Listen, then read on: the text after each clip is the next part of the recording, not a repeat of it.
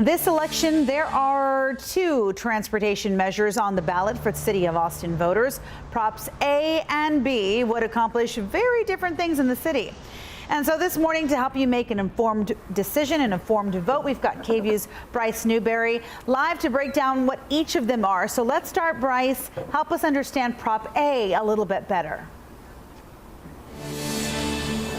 Yeah, Yvonne, sorry, Proposition A, that's the big one. It's the one that's going to cost a lot of money, and there's a lot of money going into the campaigns both for and against it. If voters approve Proposition A, that's what would fund Project Connect. And Project Connect is Capital Metro's $7.1 billion mass transit plan that would add 2 light rail lines throughout the city, a downtown transit tunnel, as well as some rapid bus routes and more. It would take about 10 years for all of it to be complete, and the city estimates it would add about 26% to the city's portion of the tax bill. But based on a KVUE analysis, we've calculated it to about 20%. Approving Prop A would mean a permanent tax rate increase to help maintain the transit system, and you'd start to see that increase on your January tax bill.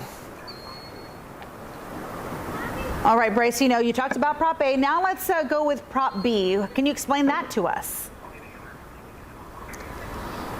Yeah, so that one is kind of like the 2016 mobility bond or some of the other bonds that the city has run in the past that will help with what they call active mobility and transportation. This one is a bond at the cost of $460 million, and the impact for homeowners would be remarkably less than Prop A. That money would go to things like sidewalks, bikeways, urban trails, and the city's transportation initiative to have 0 deaths or serious injuries from traffic on Austin area roadways. Like I mentioned, it's similar to the 2016 mobility bond, but adds a lot more money to certain projects that would not be completed until about 6 years from voter approval.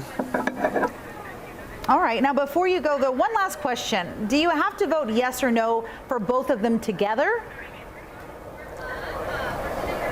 Well, Yvonne, that's a great question, and the answer is no. They are independent of each other, meaning you could vote yes for one or no for the other. But the campaign manager for Prop B tells us that they kind of complement each other nicely, though, because think of it like this. You could bike or walk on some of those new trails to those new light rail or bus stop stations. So it all kind of does go together, but we know that this is a lot of information to process. We have all of our reporting on both of these propositions posted at KVUE.com/ProjectConnect, and then starting next Monday, Monday on Daybreak, we're going to be breaking down all the aspects of Proposition A each morning, so we'll hope you join us then. Yvonne.